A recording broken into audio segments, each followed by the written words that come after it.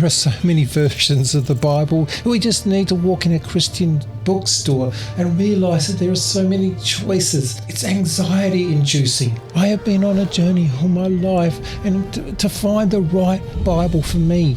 I'm 55 and I've never read the Bible in its entirety until 3.5 years ago. But you need to really go on a journey that God intended. You really need to read it fully. But where do you start? So what's the best Bible for you? The first thing to know is that of all the different versions, and look, there are hundreds, they can just be boiled down to just 3 types: word for word, thought for thought, and paraphrase. Now you would think word for word would be fantastic, and for Bible study, it is. These Bibles are like the King James Version or the New American Standard Bible. Why it's American, I don't know, but they call it the NASB, NASB. That's the other thing.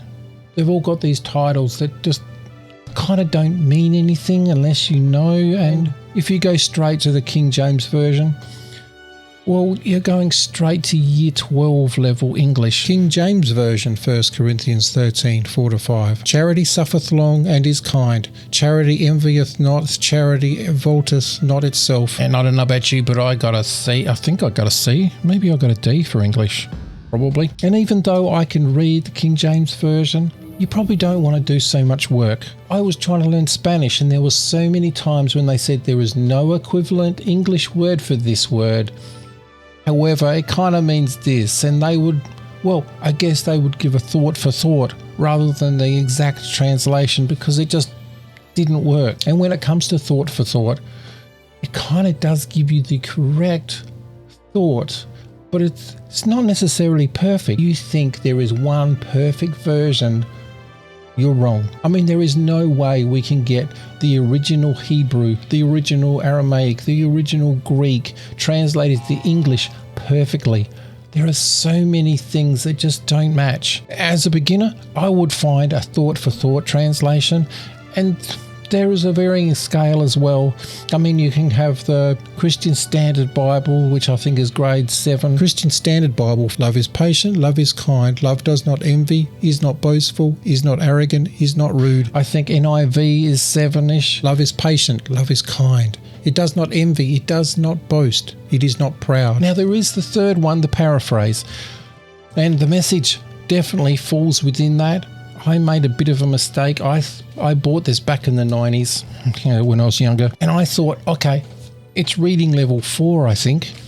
Great, keep it simple. Love never gives up. Love cares more for others than self.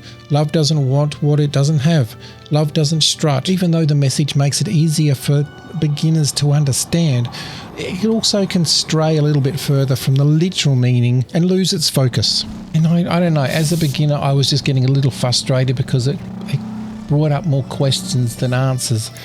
Now, I'm not saying just don't get me wrong, I'm not saying it's a bad version. So my recommendation, start with thought for thought. It's a nice balance between accuracy and being able to understand it.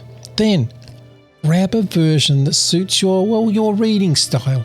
Mike Winger, he stated that the New Living Translation is a great place to start with a reading level of grade 4.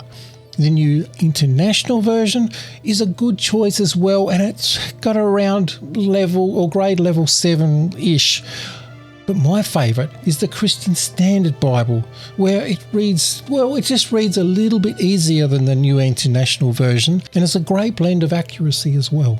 Now, for the last 3.5 years, I haven't just been reading the Bible, but I have been trying to investigate a better way to read it as a beginner. So subscribe. But wait, there is one thing I want to show you. There is one story that goes through the whole Bible. And in this video, I will show you exactly that will surprise you. Go do something awesome for God, and I'll catch you in the next one.